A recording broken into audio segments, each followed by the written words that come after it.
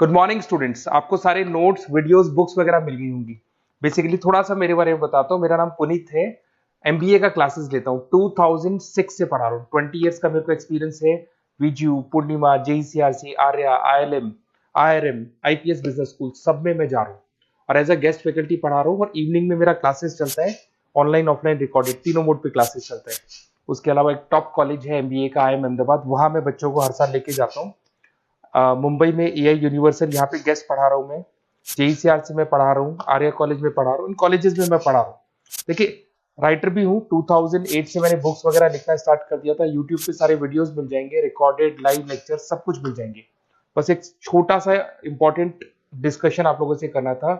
MBA आप कहीं से भी करें, थोड़ा सा मेरे से आप डिस्कस करके अगर आप एमबीए ज्वाइन करते हैं तो आप थोड़ा सेफर मोड में रहेंगे। उसका रीजन बताता हूँ क्यों। क्योंकि मेरे को जो एक्सपीरियंस है ना 20 इयर्स का, एमबीए में प्लेसमेंट होगा कि नहीं होगा, कॉलेजेस कैसे पढ़ाते हैं, क्या उनका प्लेसमेंट स्ट्रक्चर है, क्या इंटरनल एक्सटर्नल इन्फॉर्मेशन है, मेन चीज अंदर क्या चल रहा है उनके। क्योंकि मैं तो रेगुलर कॉलेजेस में जा रहा हूँ तो मेरे को पता है कौन से कॉलेज में क्या चल रहा है। तो आप मेरे से थोड़ा सा एडवाइस लेके अगर आप एडमिशन लेते हैं तो थोड़ा सा सेफर जोन में रहेंगे।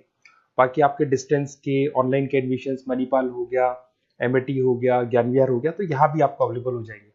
तो आप अगर एडमिशन लेते हैं तो प्लीज मेरे से कंसल्ट करना।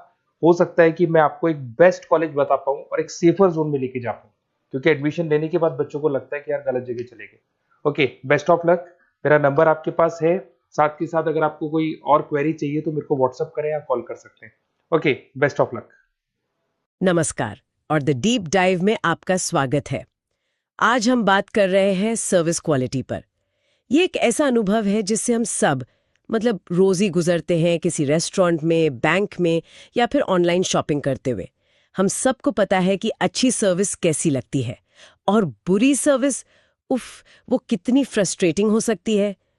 लेकिन कभी सोचा है कि हम अच्छी या बुरी सर्विस को असल में मापते कैसे हैं? उस एहसास के पीछे की साइंस क्या है? आज की हमारी चर्चा का आधार भी यही है।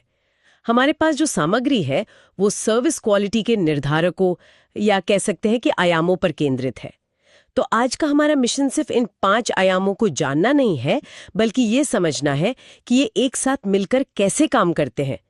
चलिए इस पर गहराई से बात करते हैं।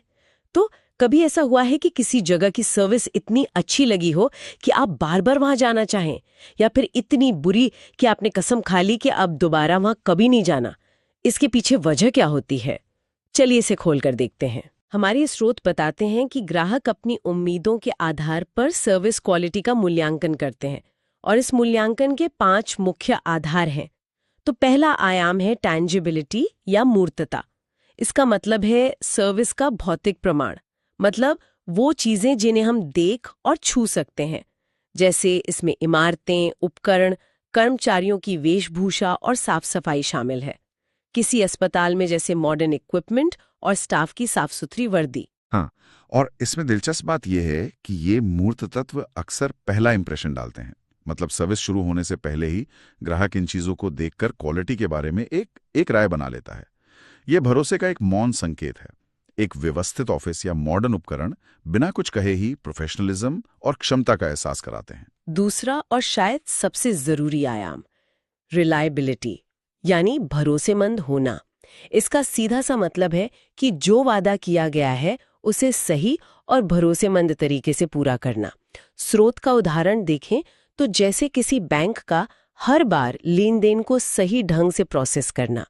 सर्विस में कोई गलती नहीं होनी चाहिए और वो लगातार एक जैसी होनी चाहिए। और अगर हम इसे बड़ी तस्वीर से जोड़कर देखें तो ये सर्विस का, आप कह सकते हैं कि, मूल आधार है। अगर कोई कंपनी अपने कोर प्रॉमिस को ही पूरा नहीं कर पाती तो बाकी के जो 4 आयाम हैं वो किसी काम के नहीं रहते। भरोसेमंद होना ही ग्राहक और कंपनी के बीच विश्वास की नींव रखता है। ग्राहक को यह पता होना चाहिए कि उसे हर बार एक ही स्तर की क्वालिटी मिलेगी। अब बात करते हैं तीसरे आयाम की, रिस्पॉन्सिवनेस यानी जवाबदेही या तत्परता। ये कर्मचारियों के ग्राहकों की तुरंत मदद करने की इच्छा और तैयारी से जुड़ा है। इसमें तेजी से सर्विस देना और समस्याओं को हल करने के लिए तैयार रहना शामिल है। जैसे किसी होटल के कर्मचारी का मेहमानों के अनुरोध पर तुरंत ध्यान देना। ये आयाम ग्राहक को यह महसूस कराता है कि उसकी कदर की जा रही है। जब किसी समस्या का तुरंत समाधान होता है तो यह ग्राहक की चिंता को कम करता है। और एक नेगेटिव अनुभव को भी पॉजिटिव में बदल सकता है। ये सिर्फ स्पीड के बारे में नहीं है, बल्कि इच्छा के बारे में भी है। कर्मचारी मदद करने के लिए कितना उत्सुक है, ये बात बहुत मायने रखती है। अगला आयाम है एश्योरेंस, यानी आश्वासन। अब यहां बात वाकई दिलचस्प हो जाती है। ये कर्मचारियों के ज्ञान, उनके विनम्र व्यवहार और ग्राहकों में विश्वास और आत्मविश्वास जगाने की उनकी क्षमता के बारे में है। ग्राहकों को सुरक्षित महसूस होना चाहिए, जैसे किसी अस्पताल में योग्य डॉक्टर और विनम्र कर्मचारी जो मरीज को यकीन दिलाते हैं कि वो सही हाथों में है। इससे एक जरूरी सवाल उठता है, ग्राहक भरोसा क्यों करें? आश्वासन इसी सवाल का जवाब है। ये ग्राहक के मन से जोखिम की भावना को कम करता है। और ये सिर्फ तकनीकी ज्ञान के बारे में नहीं है, बल्कि कम्युनिकेशन के तरीके के बारे में भी है। कर्मचारियों का विनम्र और आत्मविश्वास से भरा व्यवहार ग्राहक को ये आश्वासन देता है कि वे सक्षम हैं और उन पर भरोसा किया जा सकता है। और आखिरी आयाम है एम्पैथी, यानी समानुभूति। ये ग्राहकों पर दिया जाने वाला व्यक्तिगत और देखभाल भरा ध्यान है। इसका मतलब है ग्राहकों की विशिष्ट जरूरतों को समझना, जैसे एक शिक्षक का छात्रों को व्यक्तिगत मार्गदर्शन देना। यहां दिलचस्प बात यह है कि यही वो आयाम है जो एक साधारण लेनदेन को एक यादगार अनुभव में बदल देता है। ये महसूस करना कि कंपनी या कर्मचारी आपको सिर्फ एक नंबर नहीं, बल्कि एक इंसान के रूप में समझते हैं। समानुभूति का मतलब है ग्राहक के दृष्टिकोण को समझना। यह सर्विस को महज एक प्रक्रिया से निकालकर एक मानवीय रिश्ते में बदल देता है। तो इन सब का असल में क्या मतलब है?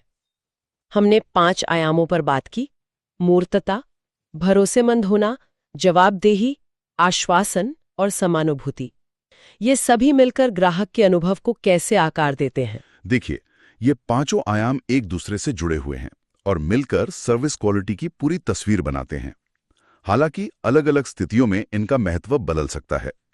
जैसे एक एटीएम से पैसे निकालते समय भरोसेमंद होना सबसे जरूरी है, लेकिन एक लग्जरी स्पा में समानुभूति और मूर्तता, मतलब वहां का माहौल, ज्यादा महत्वपूर्ण हो सकते हैं। तो सफलता इस बात में है कि किसी खास सर्विस के लिए इन पांचों के बीच सही संतुलन बनाया जाए। तो आज हम इस सर्विस क्वालिटी के 5 प्रमुख निर्धारकों को समझा।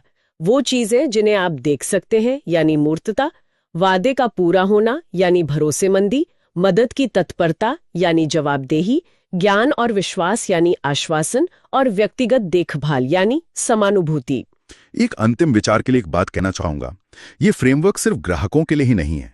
ये हमें सोचने पर मजबूर करता है कि क्या हम इन आयामों का उपयोग केवल दूसरों की सर्विस को आंकने के लिए करते हैं, या ये हमारे अपने काम में क्वालिटी प्रदान करने के तरीके को भी आकार दे सकता है, चाहे हमारा पेशा कुछ भी हो।